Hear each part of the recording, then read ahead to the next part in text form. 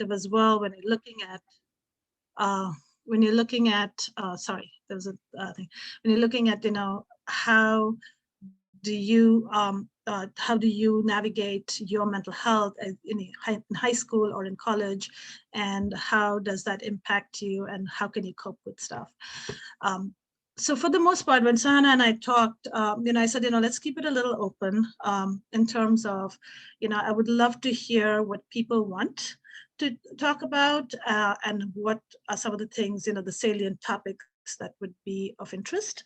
I pretty much looked at, the fact that, this is, mental health is something that's so crucial to our health. Health in general is about having that state of well-being, and it has multiple facets to it, your physical well-being, your mental well-being, your emotional, your spiritual, your social, environmental. There's so many factors that contribute what exactly is health for you. And that sense of well-being and lack of discomfort is what really constitutes health. And so some of the most common things that happen. High school is a huge transition phase. And, there's change in hormones, there's all kinds of things that you're looking at. You have to think about college, you have to think about friendships, relationships. There is so much on your plate. I'm assuming most of you are high school students. Is that correct, Sahana? So I'm going to then focus on that. Yes, it's a pretty turbulent time. The teenage years, you're growing, you're expanding your awareness of different things. And when things don't go well, there is this tendency to feel upset. So there's tendency to experience stress. There's a lot of stresses on your plate. And in addition, with current events, the pandemic, as well as the shootings and the violence that's been there in our communities, and especially all of us in Minneapolis have been dealing with, that definitely has a huge impact on your sense of well-being, your overall sense of well-being. So I'm kind of wondering if it would make sense, Sahana, as to kind of get an idea from people as to what would they want to talk about today? Yeah, while you're on the topic of teenagers and high schoolers, we do have a question, some questions. So one is, what are the most common mental health issues that you've been seeing lately in youth? So the most common, I think, is, anxiety and depression, pretty much. And they're both, mental illnesses, which basically impact your ability to carry out your daily activities. You're going to school, your home life, your life with your friends. They pretty much hinder your ability to do what you normally do. You may have a variety of symptoms that come up. And San, I think maybe this would be a good time to kind of share the one on the symptoms, the handout on the symptoms. Do you have that? Yeah, I do have that. So anxiety and depression are pretty much the most common ones that come up. And if you look at the handout that Sahana is sharing. Yes, I'm sharing that right now. Yeah. Are you able to see it? Yeah, I can see it. I hope everybody else can. So look at some of, the symptoms that you look at, signs of depression in teens. You have the sadness, the hopelessness. The surprising thing for a lot of people is to realize that, anger, irritability, being really annoyed by little things, having temper outbursts, especially in teens. You have a lot of hormonal changes going on. And typically, you don't always see the sadness or hopelessness as much as first as you see the anger and the temper outbursts. I had a college professor who would always tell me that, anger and depression are two sides of the same coin. Where one is present, the other one's always present. So remember that. I think that's really important. If you are feeling very irritated and angry and things like that, ask yourself, am I also a little depressed? Is that something? Things in your daily activities, you're eating, you're sleeping, your exercise routines, you're not motivated to do any of that. You're tired a lot, you're spending a lot of time scrolling through social media, doom scrolling through social media, or you're playing video games constantly, and not able to focus on your work, you're not able to complete projects. So these are some of the things that, come up when you say, okay, what, these are depression symptoms. And I think the caveat is, we all feel some of this from time to time, but if you notice this happening for a longer period of time, for at least, 2 weeks, you've been feeling this way, you have a lot of negative thoughts, you have difficulty talking to anybody about your feelings. When this happens, that's when you can, look at that and say, hey, what, maybe there's something going on. Maybe I need to seek help at this point. The one odd feelings of, lack of energy one day or the other, then you're okay the next day, I wouldn't worry too much about it. We all deal with that. But I think when it's a persistent pattern for a few weeks, that's something that you have to kind of worry about. Any questions on depression symptoms? I'm not able to look at the chat really because of my screen share. So if anyone else can watch out for it, or if anyone would like to unmute and ask their questions. Yeah, absolutely. That'd be good. So I can ask a follow-up question to the previous question that Sahana was asking, is that how would you coach teens who are under stress with the above that you have described in the handout that you have? As a parent, how do you recommend, we all know our kids and we know how to deal with them, but what would you recommend as a professional on how to take the first step towards, helping them before they are, brought to for a professional help? Okay, so when you think about it as a parent, you are seeing your kid every single day.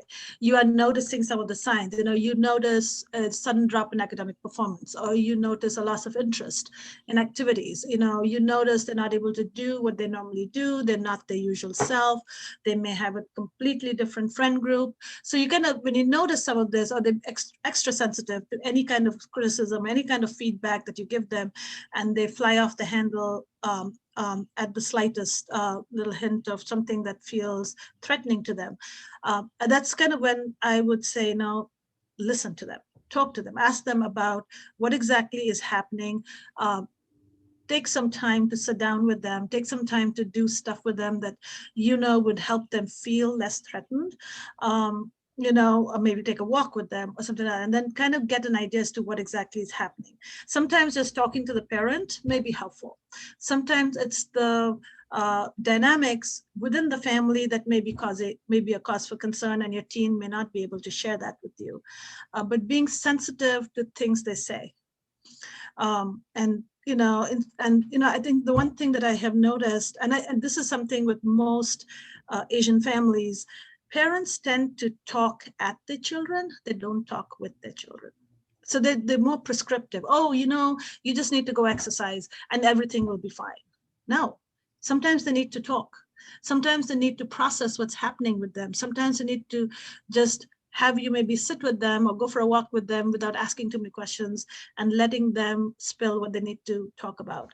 A lot of Asian parents tend to provide solutions. A lot of them don't listen as much. And that's something that has come up over and over again.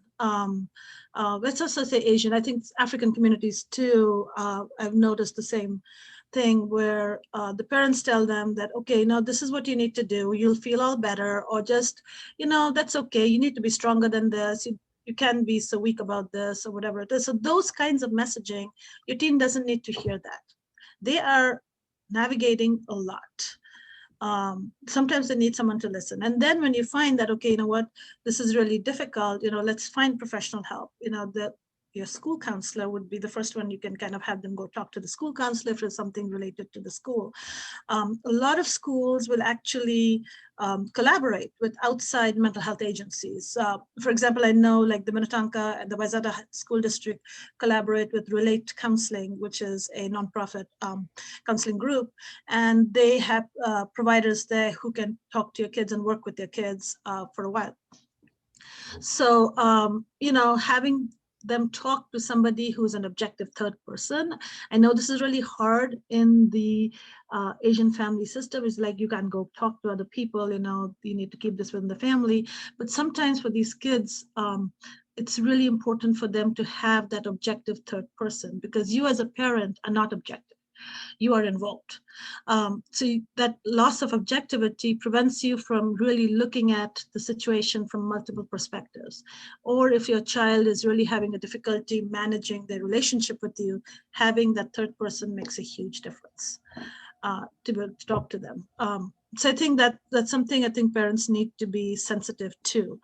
I don't know, does that answer your question? Was that Sri Vidya?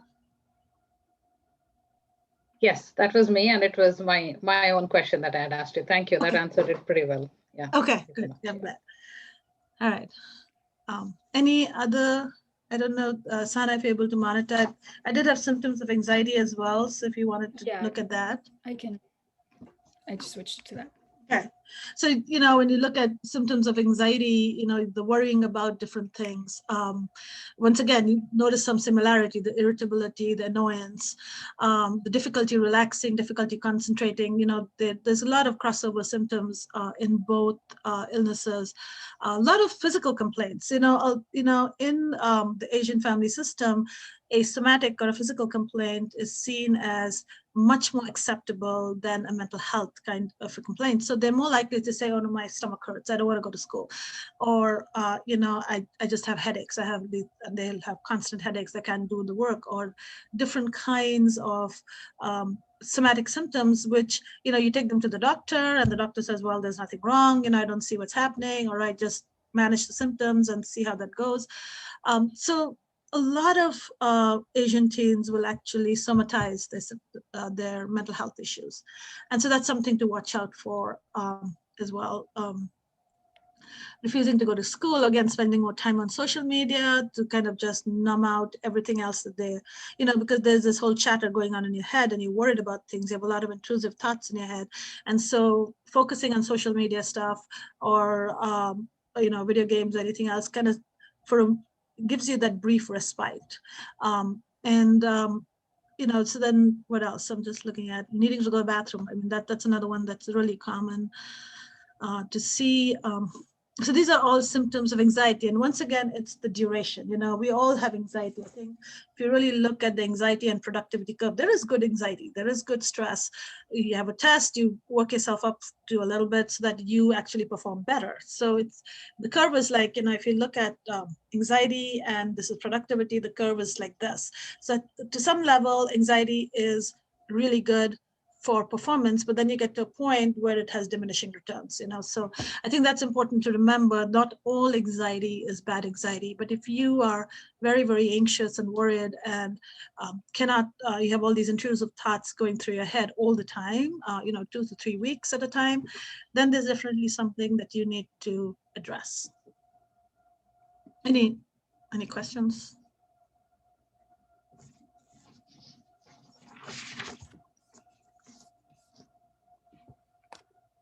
There's somebody in the chat. They said, okay, so this is Alice. Okay. Is it okay if I stop the screen share? Yeah, sure, absolutely. Okay.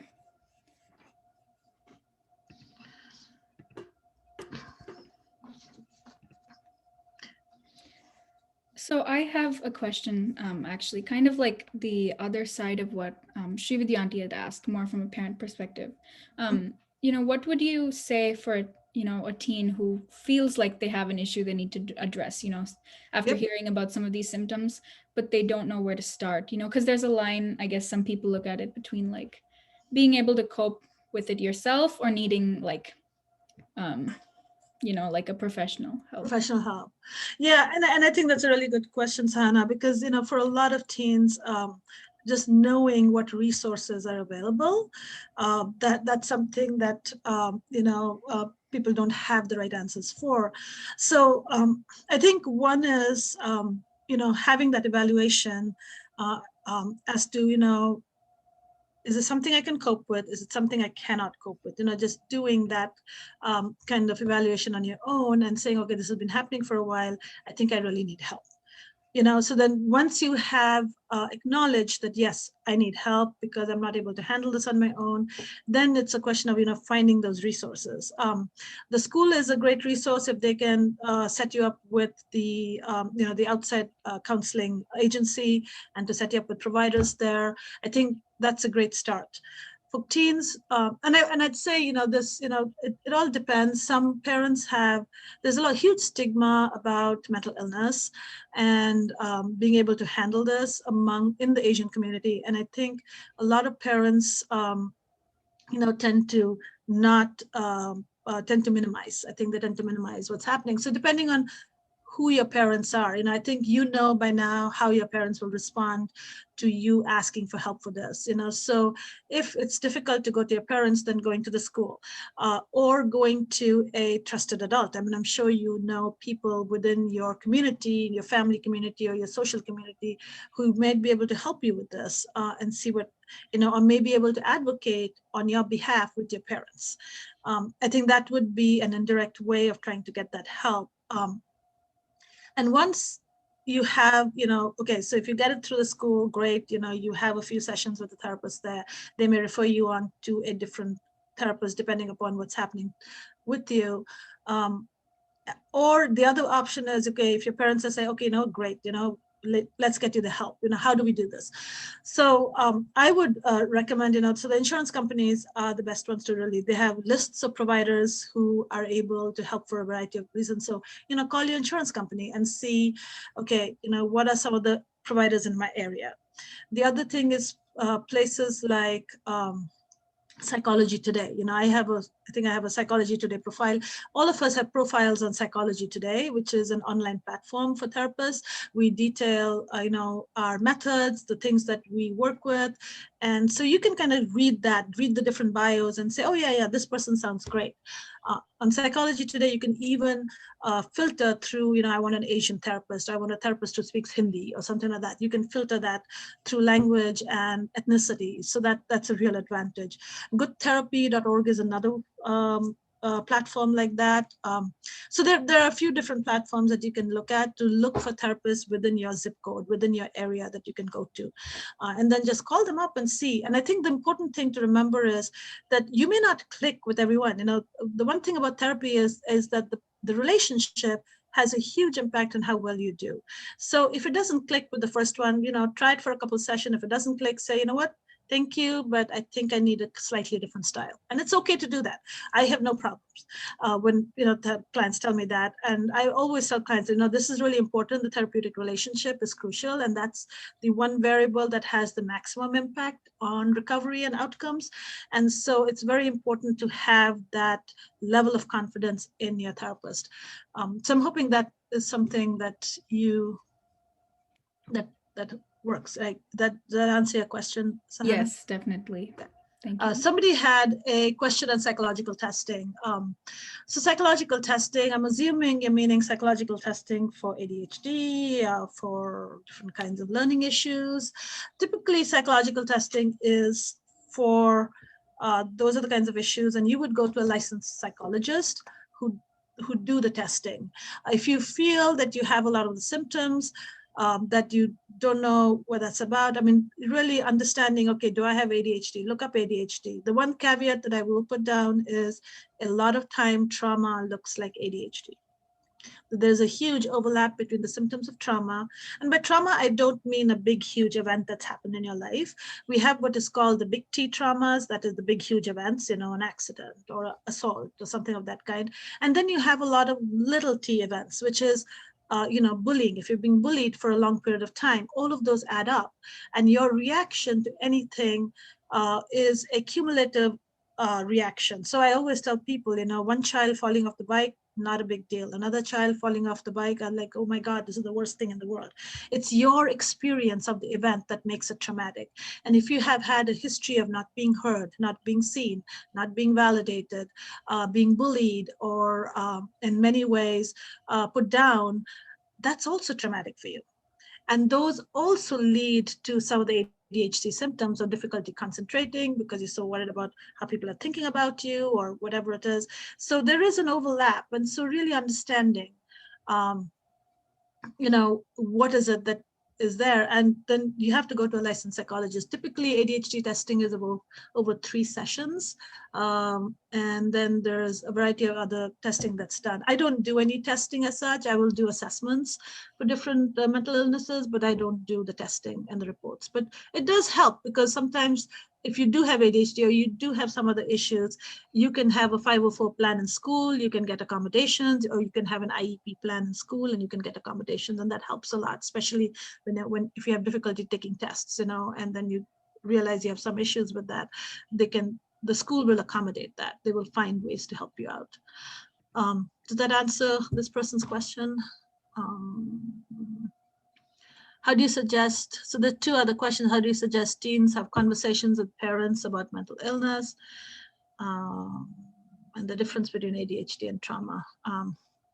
The difference between ADHD. Sana, what I can do is the person who wants the difference, I have a really good diagram for that, and I will send you a picture of that after the session, so that you can send it to Advait.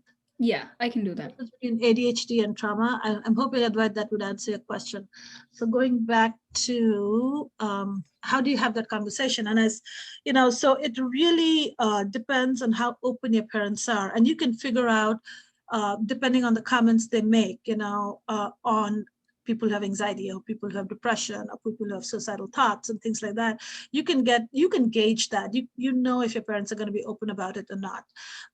If you feel that your parents are not going to be open about it, finding somebody that they trust and that you can trust in your social group who can help advocate on your behalf would be a really good way to go about doing that.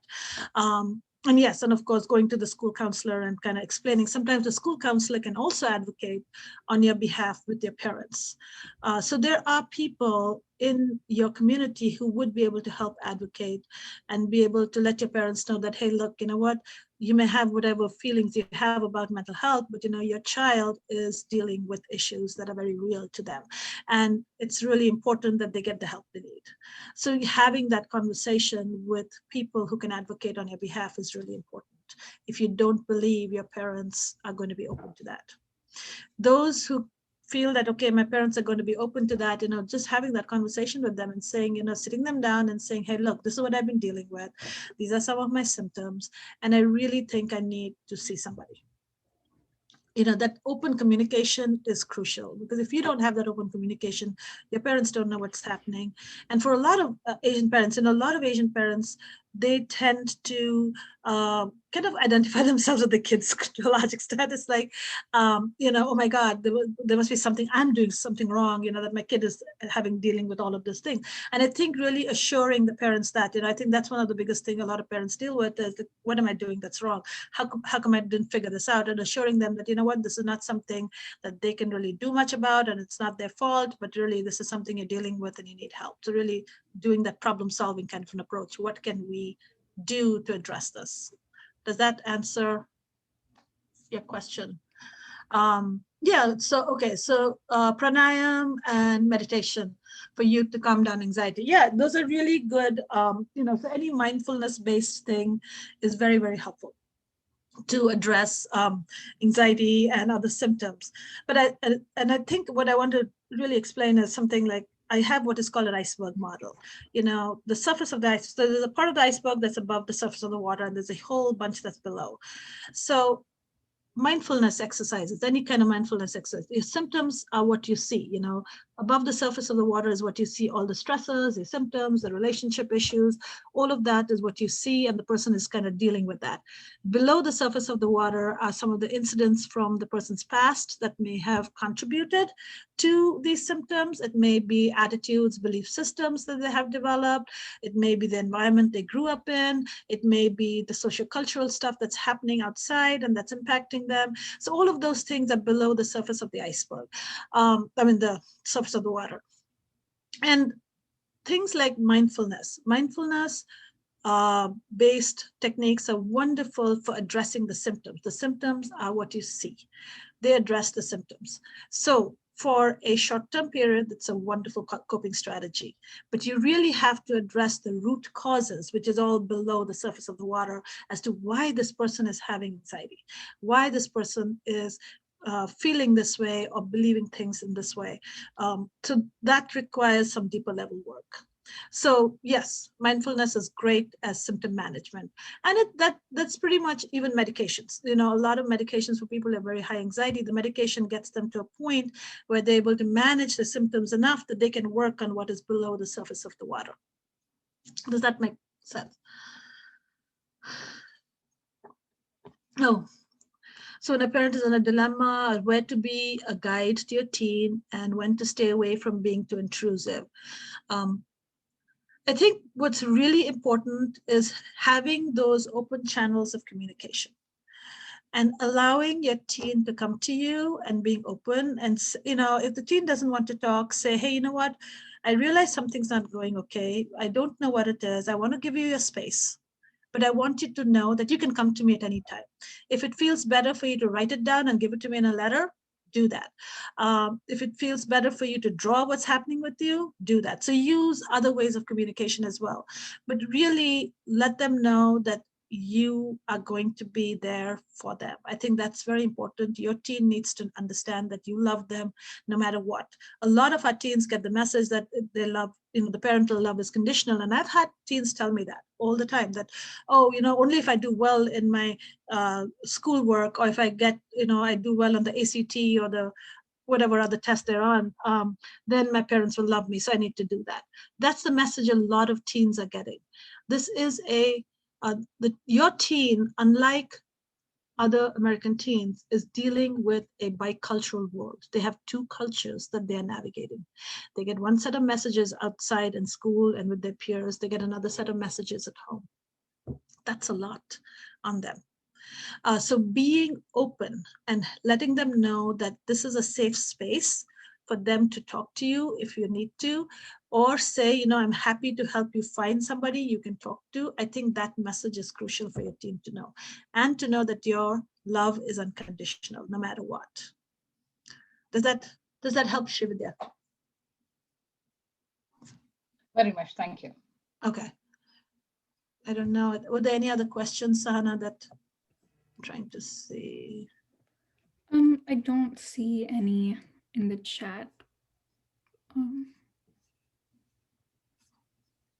So coping with symptoms, right? And so I think, as I said, you know, before, with the iceberg model is, you know, the mindfulness-based stuff works really well with symptom management, exercise, eating healthy, interacting with friends, doing things with their family. All of those are things that are going to help you manage some of that. If you have a lot of it, then seeking help from a professional would be really helpful. A lot of times, if you go to your pediatrician's office, they're likely to prescribe medication. And as you know, my personal preference is, look, you know, yes, take the medication when you need it to reduce the intensity of the symptoms, but that's not a long-term solution. I prefer natural methods. I prefer, you know, working with strategies on how to understand what's below the surface of the water, addressing that, processing through that, so you don't have the symptoms anymore. So long-term, I don't completely agree with the medication route long term, but it is great for the short term. There are a variety of things that are available. And learning strategies, you know, that's what you go to a professional for, is to learn strategies on how to deal with these things, how to understand how your past is impacting the expansion of these symptoms in your current life. So if you think about it this way, things that have us overwhelmed, you know, when I use the word trauma, I use it in the word sense of something that overwhelms us, experiences that overwhelm us. And it's through your lens, right? So one of the things I work with people is to change that prescription of that lens. You know, we all have our own lenses with which we view the world, but sometimes those lenses are not the best for us. It's not the best prescription. So changing the prescription of that lens is something I work with people with on trying to do that. And that makes a huge difference in how you view these events, how you interpret these events, how you perceive things that are happening in your world today. So those are some of the strategies that I'm, you know, talking about. So essentially, going to a professional helps you gain access to some of the stuff. Yes, you can look it up as well on the internet, but sometimes it helps to have somebody there to keep you accountable. You know, it just helps to have that conversation going. If there's things you don't understand, you do that.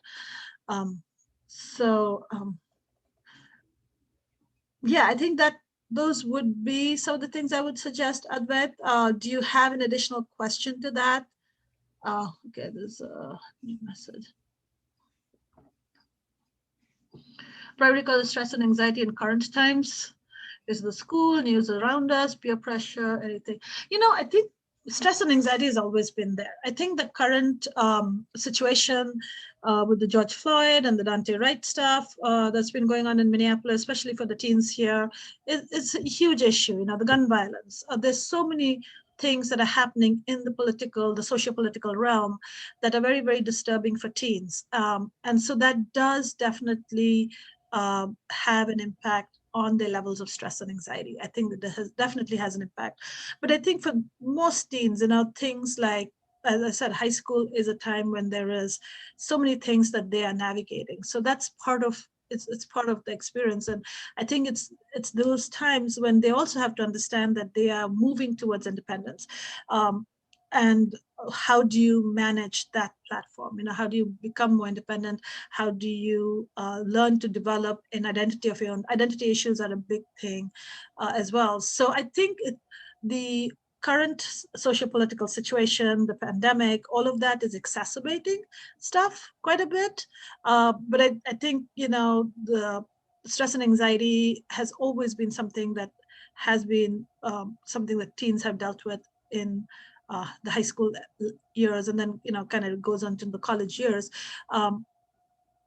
It's a time of change. Change is very scary for anybody. Change is very scary, and how you respond to it really depends on how it has been role modeled for you. If you have parents who get very, very anxious sometimes, that's what you realize is that's how you respond to stress. And then it becomes a part of a habit. That response pattern becomes part of a habit that you always have. And so can that pattern ever be changed? Yeah, absolutely. Those patterns change all the time. But it's a question of how much motivation you have to change that pattern, because sometimes a pattern feels familiar. All right, every time I have a test, I'm going to freak myself out for a whole week beforehand, and then add it to it that I read about the Dante Wright stuff and all of that. And so all of those things are percolating in the teen's head, and they work themselves up to a frenzy, may have a panic attack. That's a response pattern to stresses. We all have response patterns to stresses. You will meet people who are like, oh yeah, I have a test. I'll start studying a day before. I don't really care about that. I'm doing fine. I know my material. Or you'll have the person who panics for 2 weeks before a test. That's a response pattern you've developed from childhood. And patterns get ingrained in us. And they get to a point where it feels normal. So then it's a question of how do we redefine that normal? How do we change our brain response patterns? And that's something that I work with people a lot with, is how do we change that? How do you recognize these patterns? How do you change these patterns?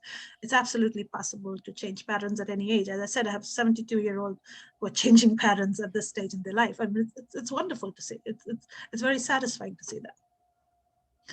Does that answer? How can the introverted teen internalize, feel vulnerable, find ways to cope? Are there books, blogs?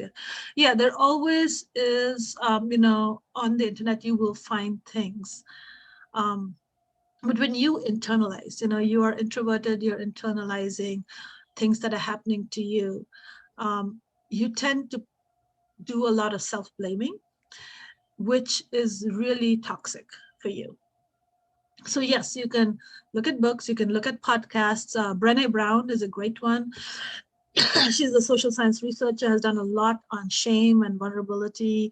And so her podcasts are definitely very positive. So there are a bunch of different kinds of podcasts that are, self-help kind of podcasts that kind of help you understand what's happening to you, that it's fine. But I think really knowing that when you have a feeling, that feeling is there for a little period of time. You can't spend your life having no feelings, right? So you will have negative feelings. We have a lot of negative feelings that come, but they exist for a little time frame and they will pass, knowing that. And if you are able to engage in healthy behavior, you will be able to get through that time frame. But also, I think for the introverted teen, it's really crucial to have a parent or a guide, somebody who's trusted, be able to reach out to them and have that conversation that, okay, you know what, you don't have to tell me what's happening, but if you need the help, let me know. Let's kind of find those things. And there are books. Any of Brené Brown's books, I recommend Brené Brown a lot. The few others that come up there's a really good book. Actually, I just got it. I haven't read it, but it's been recommended to me. It's Kathy Hong. She talks about minor feelings. The name's Minor Feelings by Kathy Park Hong, which she talks about the Asian American experience and what that all means, and it's a mixture of her own personal anecdotes and the meaning she drew from it, being an Asian American growing up in this country. So I don't know if those would be helpful. Alice, does that answer your question? Yes, thank you. It did. I'm no longer a teen, obviously, but I am an introvert, and I have a nephew who's an introvert who really internalizes. So that's good information. Thank you. Okay. All right. Thank you. I have a question, Dr. Chowdhury. I was wondering if you can kind of describe an experience for someone, post-diagnosis, because, as from what I've heard, it's not always like, consistent, right? Even after diagnosis and, treatment or therapy, you always have, highs and lows. Mm-hmm. So I was wondering if you could talk. Okay. So typically when I have somebody come to me, and I'll detail my experience, my first session is pretty much a diagnostic assessment. I will ask a lot of questions, and if you're using insurance, I do have to give you a diagnosis. If it's a private pay option, I don't normally give a diagnosis, and it's up to you. I mean, the material, the diagnosis is confidential. I follow HIPAA laws. I do not divulge any of that information. If you are below the age of 18, I may have to say a little bit to your parents, but I always talk to the teen about, okay, what can I share with your parent, and then let's have that conversation going.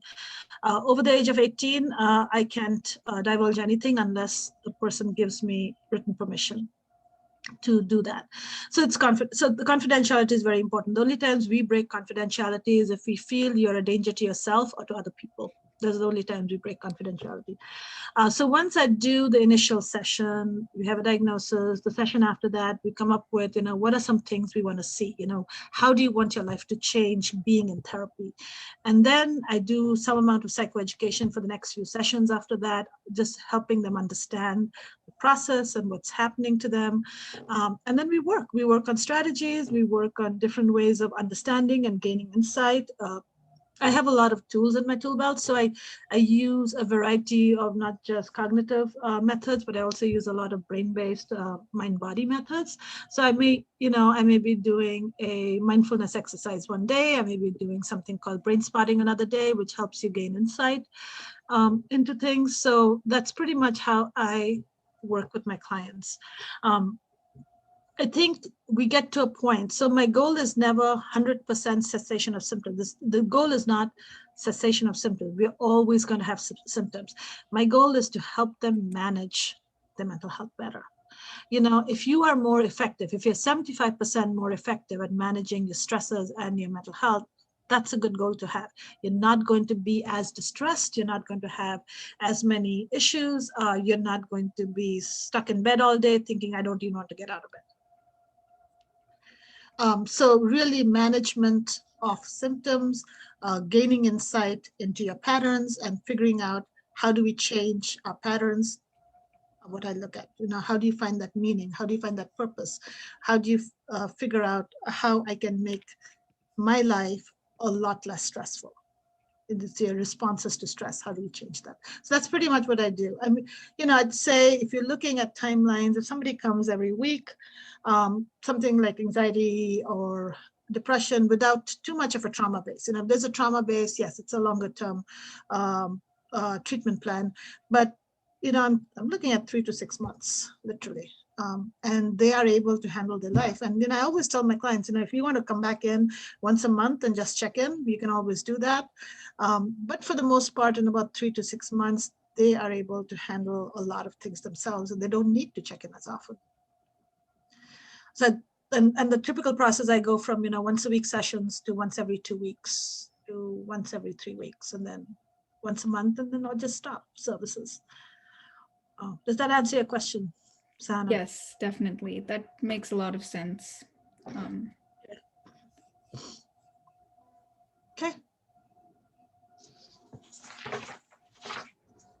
Can I ask one last question? Yeah, absolutely. The time is almost to the clock now, but I just had one question. So just continuing on, okay, I think there is one from Siley. We can take that up. It's okay. I can connect with you later. Yeah, I think Siley, we talked about this a little bit on how teens can talk to their parents if they're feeling depressed or anxious. Having that open communication. And actually, I think more before that is really evaluating, are your parents going to be open to this, And if they're not, finding a trusted adult within your community or finding a school counselor who could be able to advocate on your behalf and help your parents understand that this is something that they should pay attention to. This is something that you're struggling with and you need help and having to go out and, do that. Because you're going to get to this point when your normal ways of coping are not able to help you. That's when you're seeking help. And I think when your symptoms have been severe enough that it feels overwhelming, it feels like nothing's going to get better, that's when you're really going to be reaching out as a teen. And at that point, I think getting that professional help and helping your parents understand that you need that professional help is really important. Sally, does that answer your question? Yeah. I just thought that many teens, especially South Asian teens, have this difficulty talking to their own parents about their mental health. So, yeah, thank you. And so that's the thing. I think they have to gauge as to what their parents' response is going to be, which they pretty much know by the time they are in high school, and then work accordingly to that. I mean, a lot of parents are very open to that. I do have parents who approach me first and then say, you know what, I have a teen who may need to talk to you. And I say, that's great. That's wonderful. My first session, if it is a teen, I do have the parents in there for a little while. So just to get a family history and to get some idea as to what their issues are. And then I spend the rest of the session with the teen and trying to understand what's happening. Typically, when I do work with a lot of teens, I will say, okay, there's a parent communication issue. The parents are really not able to understand, or there's a lot of communication issues, and I will work with them to find ways in which we can get the parents and the teen on the same session so we can talk about these things and kind of problem solve around that. Can't see an American family versus an Indian family. The common difference. Okay. So what has been the most common difference you have seen in the way American families have dealt with the mental health situation versus an Indian family?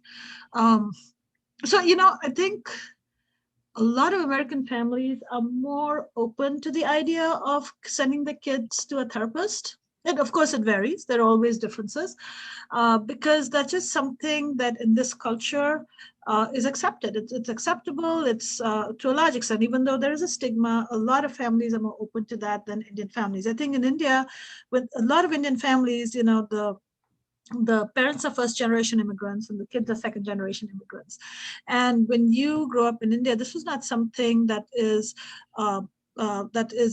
talked about easily. It's definitely a taboo topic. And for the parents bring that over with them, just as in their parenting style, they bring the way they were parented along with them into this culture. And that makes it very difficult because they have to recognize that their teens are not Indians or Pakistanis or Bangladeshis or whatever it is. They have to recognize their teens are Americans first. And that's something a lot of parents don't recognize. And so that becomes very difficult. So then they're not open to, all right, why do you need therapy? We don't do this. We don't go talk to people outside of our family. So all of those stigmas, all of those taboos come up, and it's very hard for the parents. And then there is a bit of that guilt. Am I responsible for my kid's situation? Have I not been open and understanding of my kid? What if the therapist turns around and says that you're the one at fault? So there's those anxieties and insecurities that parents have as well, which I think is heightened based upon their cultural background and the way that mental health has been treated in their part of the world that they come from. So that makes a huge difference. I think a lot of American families are much more used to it, but it's not all. It depends from family to family. I have seen American families where there is a huge stigma against, mental health issues as well. So I can't say there's one kind of statement that'll fit everybody. It's very hard to say that. So does that answer your question, Srividya? Certainly, yes, yes.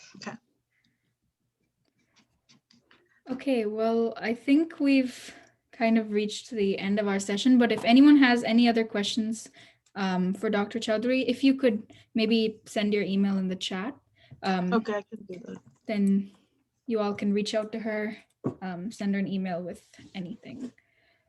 Okay, there you go. Awesome. Thank you. Thank you for having me. This is Yes, of course. Yes. Thank you so much for joining us. You Absolutely. had very insightful responses to all the questions we had. And I think that I can speak for everyone else on the call too when I say that you definitely answered them very well. I learned a lot. Thank you. And I will send you the ADHD versus trauma symptom chart. I mean, this is like literally a Venn diagram that shows the overlap between the symptoms, and you can share it. I think it was Advait. Advait, yes, I can send that to him. Yeah, you can just send that to him and let him, if anybody else wants to. Yeah, thank you. Srividyanti, I know I'll hand it over to you. Okay.